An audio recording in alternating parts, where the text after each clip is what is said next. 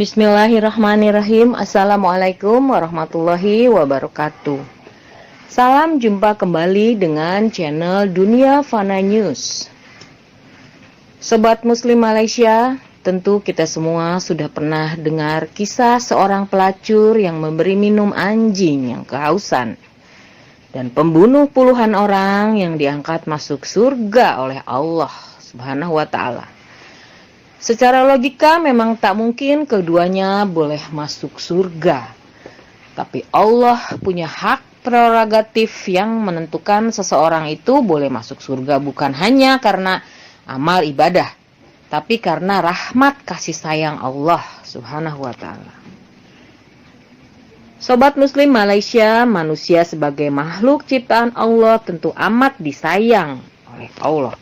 Dan senantiasa Allah memberikan cahaya hidayah kepada manusia agar selamat di dunia dan akhirat. Untuk itu Allah menurunkan agama, terutama agama Islam beserta Al-Quran serta sunnah Nabi Muhammad di akhir zaman sebagai pedoman hidup agar selamat di dunia dan akhirat dan tidak mudah terbawa arus tipu daya dunia yang fana ini.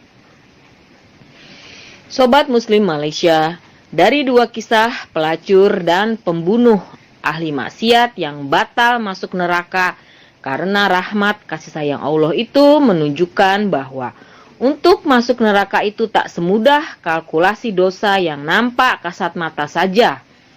Sebab Allah punya kalkulasi tersendiri kenapa kedua ahli maksiat itu pantas masuk surga. Terserah Allah yang maha berkehendak. Pun demikian ada juga cerita ahli ibadah yang akhirnya batal masuk surga, lalu tergelincir masuk neraka karena kesombongan spiritualnya. Nauzubillah min dzalik. Sobat Muslim Malaysia, meski masuk neraka itu tak gampang, tapi jangan lantas menggampangkan dan menantang dengan berprinsip berbuat maksiat sebanyak mungkin lalu bertobat. Sebab kita tak tahu batas umur kita sampai di mana. Pun demikian bagi yang ahli ibadah jangan sampai terlalu overconfidence. Yakin masuk surga dengan amal ibadahnya karena hanya rahmat Allah yang bisa mengantarkan masuk pintu surga. Sobat Muslim Malaysia, oleh karena untuk masuk neraka dan surga itu prosesnya tak gampang, maka bagi yang banyak dosa, jangan putus asa. Segera bertobat, mohon ampun. Dan bagi yang ahli ibadah, juga jangan merasa sombong. Yakin pasti masuk surga. Sebab setitik noda kesombongan akan menghalanginya masuk surga.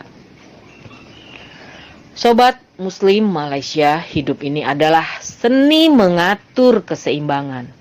Agar bisa seimbang, kita harus sering berada di titik tengah, di mana kita berada di titik nol, ketiadaan diri, menyadari yang ada hanya Allah semata. Dengan berada di titik nol, ketiadaan diri kita bisa mengenali dan melihat diri kita apa adanya. Yaitu bila menoleh sebelah kiri akan terlihat dosa dan kesalahan kita. Dan bila menoleh ke sebelah kanan, akan terlihat amal kebaikan kita. Bila terlalu banyak menengok ke kiri bisa jadi terlalu pesimis, masuk surga, bahaya, putus asa. Dan bila terlalu menengok ke kanan, terlalu optimis, masuk surga, bahaya, sombong, ujub, dan riya. Ketika kita kembali ke titik tengah, yaitu titik nol, keseimbangan, sebelah kiri ada angka minus dosa kesalahan kita, lalu kita berpasrah diri, menerima dan mengakui semua deretan angka minus itu. Dan di sebelah kanan ada deretan angka plus amal kebaikan, lalu kita bisa bersyukur atas nikmat hidup, iman dan taubat yang telah diberikan Allah kepada kita. Bila kita selalu ingat Allah, maka akan diberi hidayah kesadaran di titik keseimbangan dengan menolkan diri kita yang sadar, lemah, tak berdaya, tak bisa apa-apa dan tak punya apa-apa tanpa kuasa Allah, sehingga hawa nafsu duniawi kita bisa lebih terkendali, tidak menguasai diri kita lagi. Thanks for watching. Wassalamualaikum warahmatullahi wabarakatuh.